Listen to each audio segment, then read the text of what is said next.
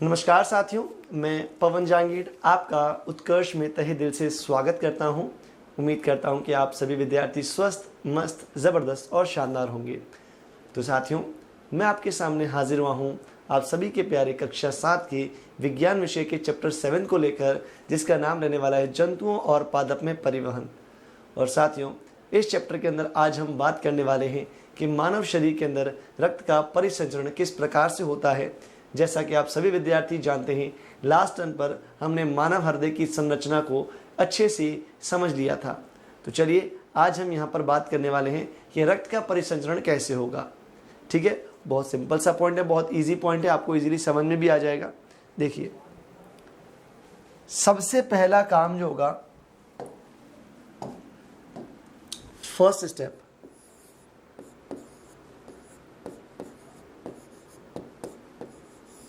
फेफड़ों में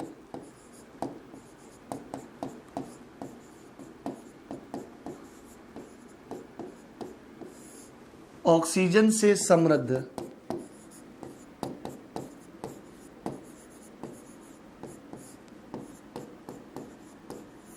वायु का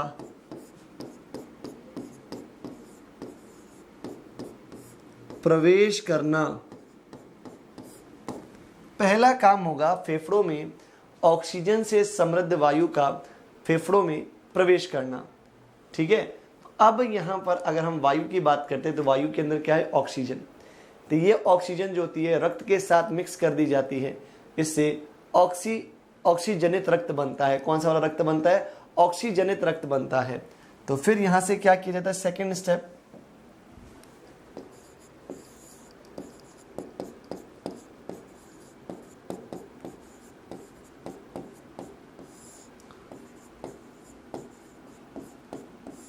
ऑक्सीजन युक्त रक्त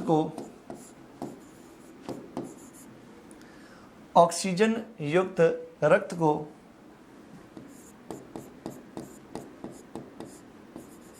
बाएं आलिंद में पहुंचाना।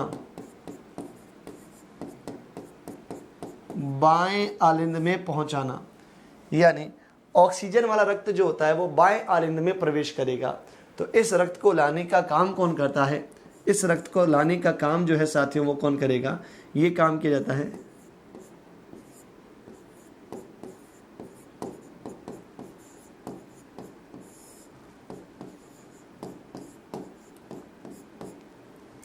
यह काम फुफ्फुसीय शिरा के द्वारा किया जाता है। फिर आगे हम बात करते हैं थर्ड नंबर पर क्या होगा? ये जो ऑक्सीजन युक्त रक्त होता है,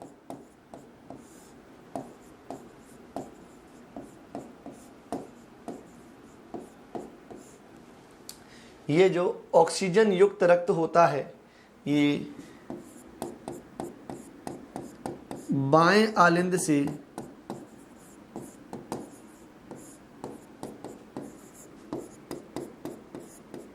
बाएं निलय में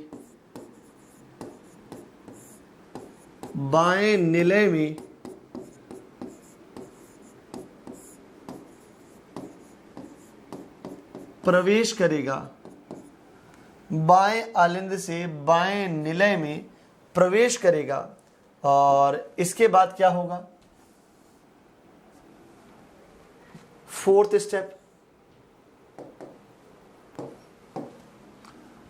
स्टेप क्या होगा? बाएं निलय से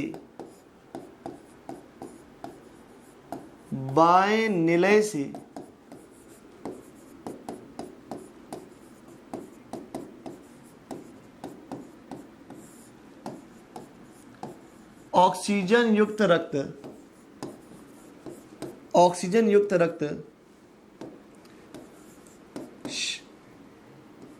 शरीर के भिन्न भिन्न भागों में जाएगा। भिन्न भिन्न भागों में जाना। कि जो ऑक्सीजन वाला रक्त है ये बाएं निलय से शरीर के अलग अलग भागों में जाएगा और उसे कौन लेकर जाएगा? इसे लेकर जाने का काम कौन करेगा? महाधमनी। ये कार्य किसके द्वारा किया जाएगा? महाधमनी के द्वारा किया जाएगा। ठीक है। फिर शरीर के अलग अलग भागों के द्वारा क्या किया जाएगा? रक्त में से ऑक्सीजन को ग्रहण किया जाएगा और रक्त से ऑक्सीजन को ग्रहण करने के बाद उस ऑक्सीजन के द्वारा अलग अलग कार्य किए जाते हैं। तो मैं अब आपको नेक्स्ट पॉइंट क्या बता रहा हूं, ध्यान से सुनना।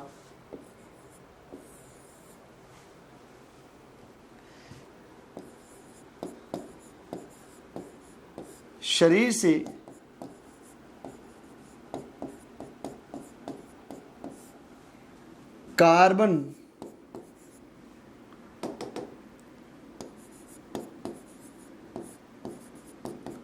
कार्बन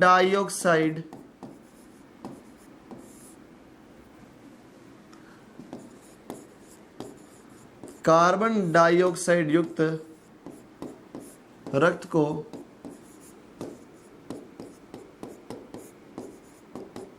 दाएं आलिंद में पहुंचाना और ये काम कौन करता है? तो ये काम करता है महाशिरा।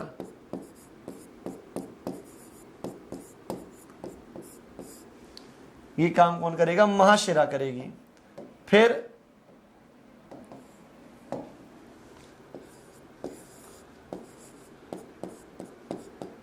दाएं आलिंद से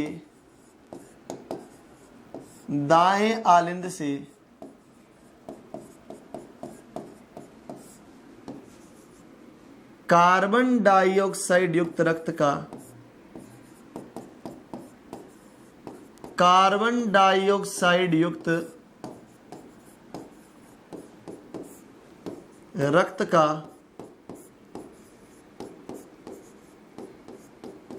दाएं निलय में जाना।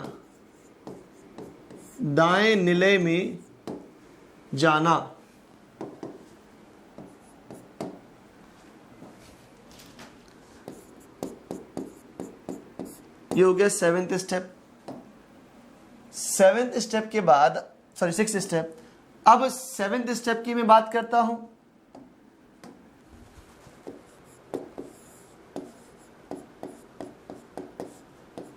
दाएं निलय से फेफड़ों तक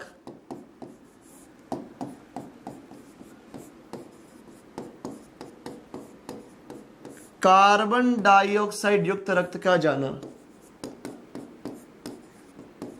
कार्बन डाइऑक्साइड युक्त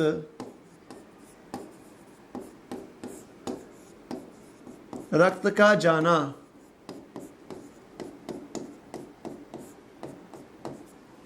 और ये रक्त कौन ले जाता है? तो ये रक्त ले जाने का काम कौन करेगा?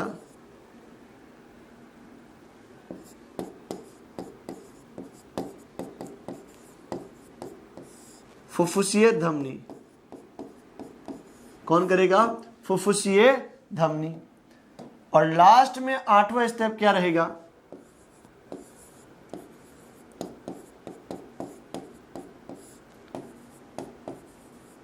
कार्बन डाइऑक्साइड को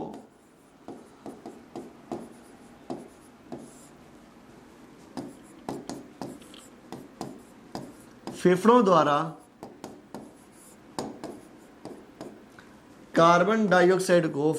द्वारा बाहर निकालना। ये हो गया लास्ट स्टेप। ओके, तो एक एक स्टेप वापस एक्सप्लेन कर रहा हूं, ध्यान से सुनना।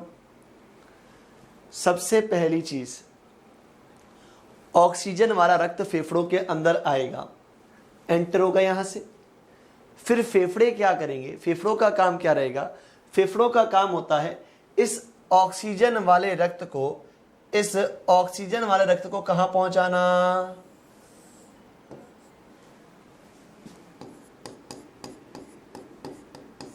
बाएं आलिंद में पहुंचाना। कहाँ पहुंचाना? बाएं आलिंद में पहुंचाना। फिर यहां से ऑक्सीजन वाला रक्त कहाँ जाएगा? ये यहां से जाता है बाएं निलय के अंदर। कहाँ जाता है? बाएं निलय में जाता है। और बाएं निलय से ये रक्त कहाँ जाता है? शरीर के अलग अलग भागों तक जाता है। और कौन सा वाला रक्त जाएगा? ऑक्सीजन वाला रक्त जाएगा। कौन सा वाला रक्त जाएगा? ऑक्सीजन वाला रक्त जाएगा। तो पहला मेरा क्वेश्चन, ऑक्सीजन वाले रक्त को फेफड़ों से बाएं आलिंद तक कौन लेकर आएगा? बाएं आलिंद तक कौन लेकर आएगा, ये आपको पता होना चाहिए। तो ये बेटा काम किसके द्वारा किया जाएगा?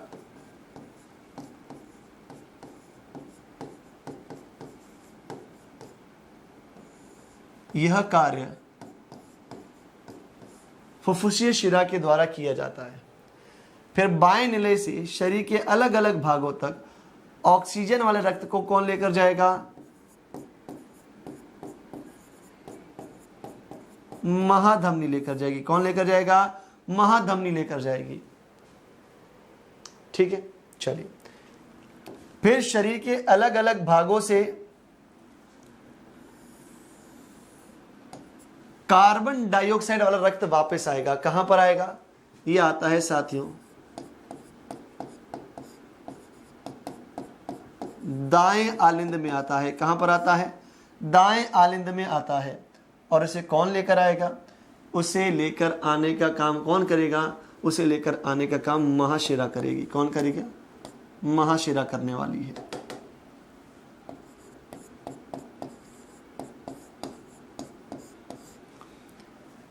फिर आगे क्या होगा? बाएं आलिंद से ये कार्बन डाइऑक्साइड वाला रक्त कहां जाएगा? ये कार्बन डाइऑक्साइड वाला रक्त जाएगा बाएं निलय के अंदर, दाएं निलय के अंदर। दाएं आलिंद से दाएं निलय के अंदर।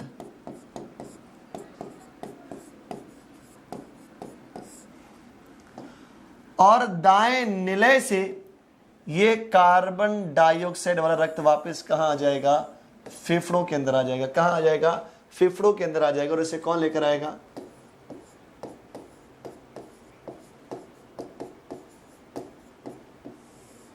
इसे लाने का काम कौन करेगा? फुफ्फुसीय धमनी। कौन करेगा यह काम? फुफ्फुसीय धमनी करती है। तो ये सारे 8 के 8 स्टेप्स मैंने आपको बताए हुए हैं। फिर लास्ट में CO2 को फेफड़े वापस अपने में से बाहर निकाल देंगे। ऑक्सीजन भी यहीं अंदर एंटर होती है और कार्बन डाइऑक्साइड भी यहीं से बाहर निकलती है। ठीक है, आई बात समझ में? तो एक एक स्टेप मैंने आपको समझा दिया है।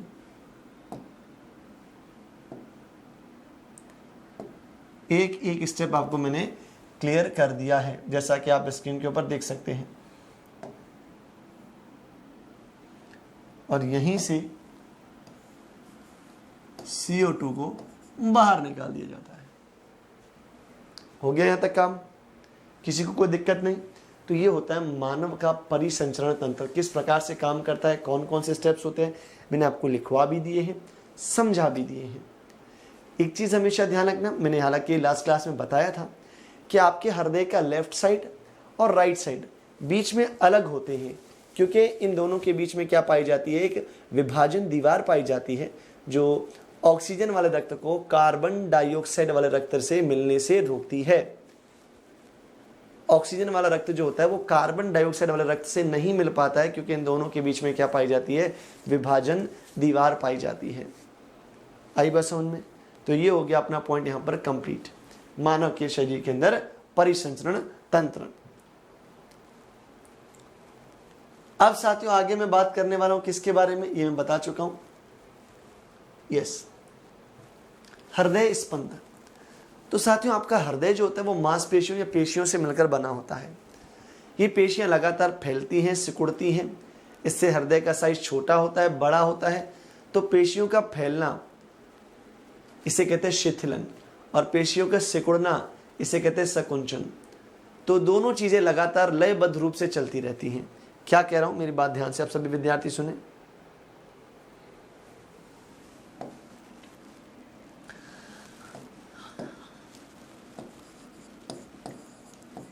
एक बार हृदय का सिकुड़ना और एक बार हृदय का फैलना। सिकुड़ने को क्या कहते हैं? संकुचन, और फैलने को क्या कहते हैं बेटा? शिथिलन कहते हैं।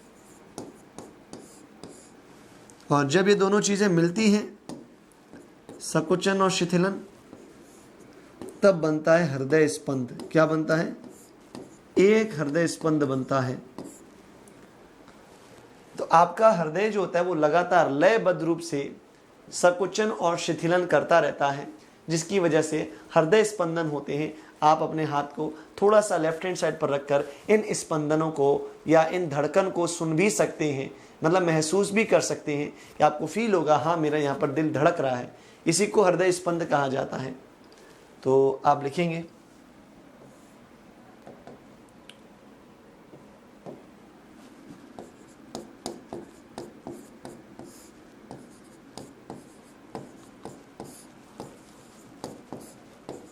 मानव हृदय का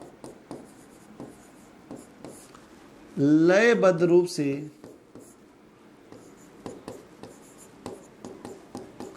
संकुचन एवं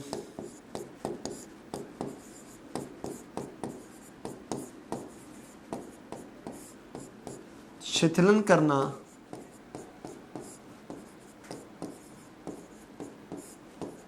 हृदय स्पंद कहलाता है। हृदय स्पंद कहलाता है।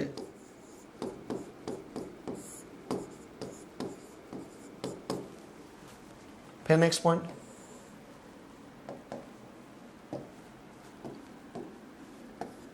एक मिनट में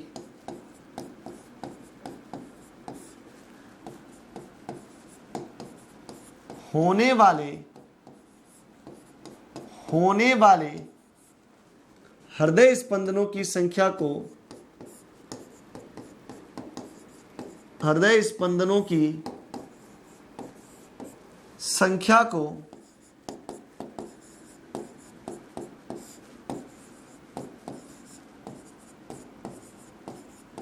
हृदय स्पंदन दर कहा जाता है। हृदय स्पंदन दर कहा जाता है। एक मिनट में कितनी बार स्पंदन हो रहे हैं उसे क्या कहा जाएगा? हृदय स्पंदन दर कहा जाएगा। अगर मैं बात करता हूं एक विश्राम की अवस्था में, नॉर्मली एक विश्राम की अवस्था में एक इंसान की हृदय स्पंदन दर कितनी होती है? तो उसकी होती है 72 से 80, यानी 72 से 80 बार उसके हृदय के अंदर क्या होता है? 72 से 80 बार उसके हृदय में स्पंदन होता है। इसलिए इसको हृदय स्पंदन दर भी कहा जाता है। जब आप दौड़ रहे हैं, जब आप चल रहे हैं, जब आप काम कर रहे हैं, तब हृदय स्पंदन दर बढ़ जाती है।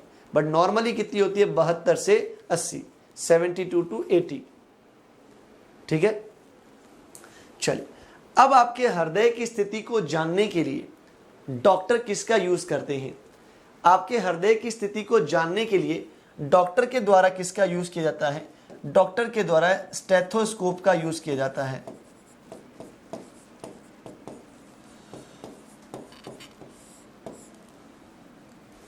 स्टेथोस्कोप का यूज किया जाता है, जो कि कुछ इस प्रकार का दिखाई देता है। इस स्टेथोस्कोप की मैं यदि बात करता हूं तो इस स्टेथोस्कोप के अंदर आपको मेन 3 पार्ट्स दिखाई देंगे। एक होता है श्रोतिकाएं,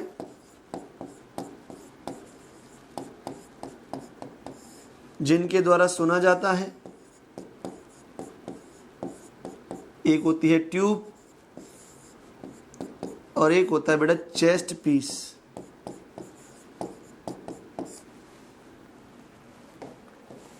चेस्ट पीस की अगर मैं बात करता हूं तो यहां पर सबसे पहली इंपॉर्टेंट बात, श्रुतिकाएं जिनसे सुना जाता है, ये डॉक्टर जो होते हैं अपने कान में लगाते हैं ईयरफोन की तरह।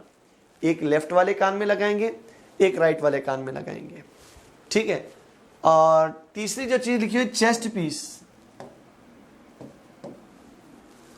ये क्या करेगा?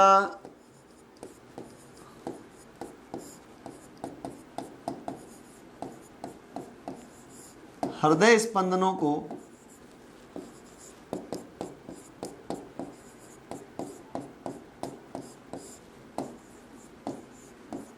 आवर्धित करता है, या मैं कह सकता हूं हृदय में जो स्पंदन हो रहे हैं उनकी आवाज को बढ़ाता है, एम्पलीफाई करता है, बढ़ाता है। ठीक है। और इन दोनों को जोड़ने वाला, चेस्ट पीस और श्रोतिकाओं को जोड़ने के लिए बीच में क्या लगी रहती है? एक ट्यूब लगी हुई रहती है। वो ट्यूब का क्या करेगी? दोनों को आपस में जोड़ने का काम करेगी। श्रोतिकाओं और चेस्ट पीस को, दोनों के बीच में ट्यूब लगी हुई रहती है। अब साथियों, अगर आप घर पर ये काम करना चाहते तो आप एक सिंपल सा काम कीजिएगा, कीप ले लीजिएगा। क्या लेनी है आपको? एक कीप लेनी है। जैसे ये मैं कीप बना रहा हूं,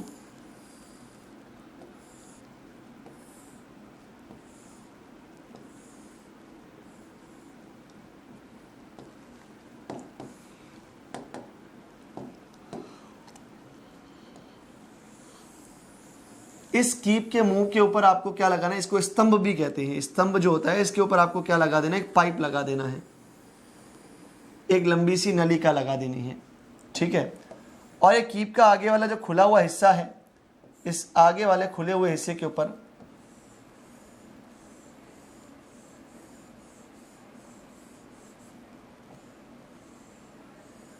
आपको एक रबर ट्यूब लगा देनी है। क्या लगा देनी है? रबर ट्यूब लगा देनी है, या रबड़ की कोई झिल्ली लगा देना है इसके ऊपर। ठीक है। और रबड़ की झिल्ली लगाने के बाद आप इसके ऊपर एक रबर बैंड लगा दीजिए। सिंपल सा आपको ये काम करना है। इसके ऊपर एक आप रबर बैंड लगा देंगे। ठीक है। अब इसका चौड़ा वाला हिस्सा जो है, जिसका मुख है, इसको आप अपने हृदय के पास रखना।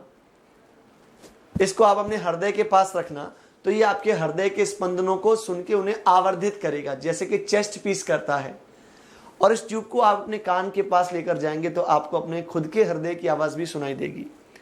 आपको अपने खुद के हृदय की ध्वनि भी सुनाई देने वाली है। इस प्रकार से मैं यहां पर आपको यह बता रहा हूं कि ये काम करता है। क्या काम करता है? स्टेथोस्कोप काम करता है।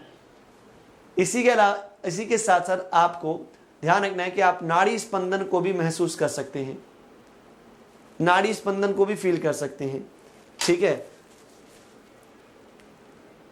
जैसे आप, अगर मैं अपने हाथ को यहां पर पकड़ रहा हूं, ये मैं अपने मध्य और तर्जनी अंगुली को यहां पर रख रहा हूं, तो मुझे यहां पर हल्का सा वाइब्रेशन जैसा फील हो रहा है। ऐसा लग रहा है कि कोई चीज हल्का सा ऊपर हो रही है, फिर नीचे हो रही है, फिर ऊपर हो रही है, फिर कोई नीचे हो रही है चीज। तो साथियों वो क्या होता है? वो साथियों नाड़ी स्पंदन होता है। 1 मिनट में कितनी बार स्पंदन हो रहा है उसे नाड़ी स्पंदन दर कहा जाता है। प्रति मिनट होने वाले स्पंदनों की संख्या जो होती है, नाड़ी के अंदर होने वाले स्पंदनों की संख्या जो होती है, उसे नाड़ी स्पंदन दर कहा जाता है। क्या कहते हैं उसे? नाड़ी स्पंदन दर कहते हैं। ठीक है। आई बात समझने? तो इस प्रकार से अगर मैं नाड़ी स्पंदन दर और हृदय स्पंदन दर की बात करता हूं, इन दोनों में क्या रिलेशन होता है, तो जितनी बार आपके हृदय के अंदर स्पंदन होता है उतनी ही बार आपके नाड़ी के अंदर होने वाले हैं स्पंदन। यानी हृदय के अंदर होने वाले स्पंदनों की संख्या और नाड़ी के अंदर होने वाले स्पंदनों की संख्या दोनों इक्वल होती है, दोनों सेम होती है। इस चीज का आपको ध्यान रखना है। हृदय और नाड़ी में होने वाले स्पंदनों की संख्या समान होती है, बराबर होती है। ये चीज आपको माइंड में रखनी है। यानी 1 मिनट में अगर आपके हृदय के अंदर 72 से 80 बार स्पंदन हो रहा है, तो नाड़ी में भी कितना होगा? 72 से 80 बार स्पंदन होने वाला है। ठीक है। यस। यहां तक कोई डाउट है तो आप फटाफट से बोल दीजिए जल्दी।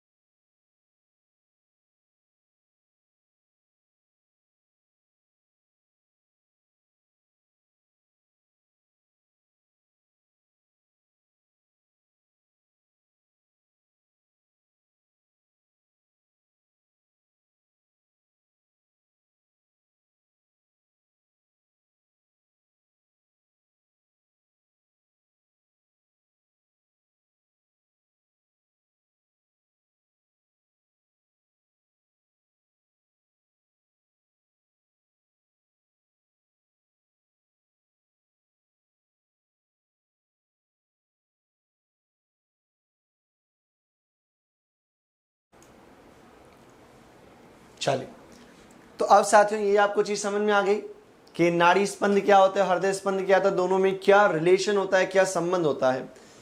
अगेन आप खुद वापस ये चीज फील कीजिए। आप अपने मध्य और तर्जनी अंगुली लीजिए और अपने लेफ्ट हाथ के इधर बीच में रखना है। यहां पर ये मेरा राइट हैंड है, राइट हैंड को लिया मैंने, इसकी मध्य और तर्जनी अंगुली को लिया, इसको यहां पर मैं लेफ्ट वाले हाथ की कलाई के ऊपर कुछ इस प्रकार से रख दिया। मुझे यहां पर कुछ स्पंदन महसूस हो रहा है, मतलब इसी को नाड़ी स्पंद कहा जाएगा। और 1 मिनट में कितनी बार स्पंदन हो रहा है उसे नाड़ी स्पंदन दर कहा जाता है, उसे नाड़ी स्पंदन दर के नाम से जाना जाता है। ठीक है, चलिए बहुत बढ़िया, यहां तक की बात क्लियर हो गई। अब साथियों आपको एक चीज ध्यान रखनी है, कई बार आपसे पूछ सकते हैं कि मैंने जब आपको पढ़ाया था तो मैंने आपको ये बताया था कि धमनियां जो होती हैं वो आपके शरीर के अलग अलग भागों तक ऑक्सीजन वाले रक्त को पहुंचाती हैं, लेकिन यहां पर तो क्या लिखा हुआ है, महाधमनी लिखा हुआ है। महाधमनी ऑक्सीजन वाले रक्त को शरीर के अलग अलग भागों में पहुंचाएगी, पर एक समस्या है। समस्या ये है कि वहां पर धमनी लिखवाए, यहां पर महाधमनी लिखवाए, ऐसा क्यों?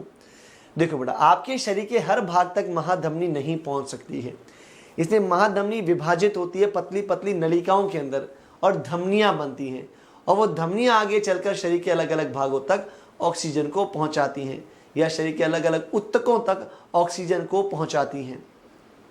बट धमनियां जो होते हैं आगे और पतली पतली नलिकाओं के साथ जाकर मिल जाती है, और उन पतली पतली नलिकाओं को हम किस नाम से जानते हैं, उन्हें केशिकाएं कहा जाता है। यानी धमनियां आगे चलकर छोटी छोटी पतली पतली नलिकाओं के साथ जुड़ती हैं, उन्हें केशिकाएं कहा जाता है। फिर केशिकाएं जब जुड़ती हैं तो वो आगे किसके साथ जुड़ती हैं, शिराओं के जाल के साथ जुड़ती हैं। फिर शिराएं जब आपस में जुड़ती हैं तो महाशिरा बनती है। क्या बनती है? महाशिरा बनती है। यानी महाधमनी के विभाजित होने से धमनियां बनती हैं, धमनियां आगे केशिकाओं से जुड़ती हैं, केशिकाएं आगे शिराओं से जुड़ती हैं, और शिराएं आगे जुड़कर महाशिरा बनाती हैं। इस प्रकार का पूरा नेटवर्क, इस प्रकार का पूरा जाल होता है। इस चीज को आपको ध्यान रखना है, ठीक है। और किसी को अगर ये सवाल आ रहा हो कि सर ये स्पंदन जो हो रहा है किस में हो रहा है, धमनी में हो रहा है, शिराओं के अंदर होता है, तो धमनी के अंदर हो रहा है स्पंदन, आपको महसूस हो रहा है। धमनी के अंदर होने वाला स्पंदन आपको महसूस हो रहा है। और अगर आपसे पूछा जाए कि हृदय के कौन से वाले हिस्से में ऑक्सीजन वाला रक्त होता है, तो आपका आंसर होना चाहिए लेफ्ट साइड। अब आपको कंफ्यूजन पता है क्या होगा, जैसे मैं अभी ये खड़ा हूं तो ये मेरा लेफ्ट हैंड साइड है, ये मेरा राइट हैंड साइड है। बट अगर ऐसे हो गया तो अब मेरा लेफ्ट ये हो गया, राइट ये हो गया। तो आपको इस प्रकार से ध्यान रखना है कि जब मैं ऐसे खड़ा हूं तो ये मेरा लेफ्ट है, तो मतलब ये मेरे हार्ट का लेफ्ट हैंड साइड है। अगर मैं ये हाथ खड़ा किया तो ये राइट हैंड साइड है मेरे हाथ का, तो ये क्या हो जाएगा, राइट हैंड साइड हो जाएगा। तो लेफ्ट इधर की तरफ रहेगा और राइट इधर की तरफ रहेगा। ध्यान रखना इस चीज का। अगर घूम जाऊंगा तो अब जो मेरा राइट है वो इसका लेफ्ट हो जाएगा, और जो मेरा लेफ्ट है वो इसका क्या हो जाएगा, राइट हो जाएगा। यानी आपको इस चीज का बहुत ध्यान रखना है कि लेफ्ट किस तरफ रहेगा, राइट किस तरफ रहेगा, नहीं तो आप यहां पर गड़बड़ कर सकते हैं। आई बात समझने? तो आई होप यहां तक की सभी चीजें आपको अच्छे से क्लियर हो चुकी होंगी साथियों। तो अब इसी के साथ अब अपनी आज की इस क्लास को हम यहीं पर विराम देने जा रहे हैं। नेक्स्ट क्लास के अंदर हम बात करने वाले हैं मानव के उत्सर्जन तंत्र के बारे में। तो आप सभी विद्यार्थियों को निश्चित रूप से 100% ज़रूर जुड़ना है। और इसी के साथ अब अपनी आज की क्लास को हम यहीं पर विराम देंगे। आप सभी विद्यार्थियों का बहुत बहुत धन्यवाद, बहुत बहुत आभार।